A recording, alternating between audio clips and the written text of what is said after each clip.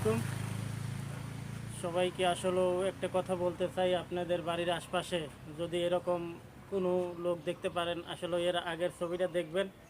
মানে চেনার কোনো পরিস্থিতি ছিল না, ইয়া বড় চুল ছিল, মাথায় জট ছিল। আসলে মানুষ যে কোনো পরিস্থিতির শিকারের কারণেই অনেক সময় দেখা যায় এরকম সমস্যা হয়। কেউ প্রেমে পড়ে হয়, কেউ বা বাবা মার বাড়ির চাপে হয়। তো সবাই মানুষ, আমরা সবাই সবার পাশে থাকব। এই যে আমার এই ভাইটার এখন দেখেন অনেক সুন্দর লাগতেছে। হয়তো তার যে চেহারা ছিল, তার ফ্যামিলির লোকজন হয়তো তাকে দেখলে চিনতে পারতো না, যার কারণে আমরা তাকে চুলমুল কাইটা, তারপরে গোসল করায়া, সুন্দর জামা কাপড় পরায়া, পরিষ্কার পরিচ্ছন্ন রাখছি। তো আমাদের এই ভিডিওর মাধ্যমে যদি কেউ এনে সন্ধান পেয়ে থাকেন, অবশ্যই যোগাযোগ করবেন, আমাদের কাছেই রাখবো ইনশাল্লাহ।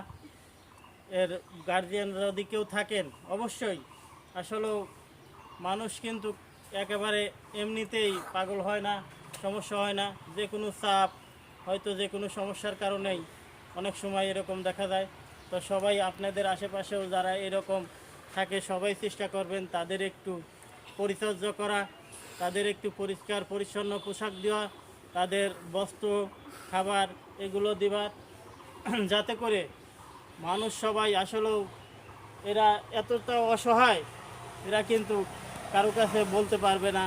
আজ দেখেন কত সুন্দর চেহারা একটা স্মার্ট লোক, তার কিন্তু যে অবস্থা ছিল মনে হতো যে 70-এর উপরে বয়স। আসলে এখন কিন্তু ঠিকই বোঝা যাচ্ছে 35 থেকে সর্বোচ্চ 40 তার বয়স। তা সবাই যদি কেউ এর চিনে থাকেন, তার ফ্যামিলির বলবো অবশ্যই আমাদের সাথে যোগাযোগ করবেন। যোগাযোগ করে আমরা ইনশাল্লাহ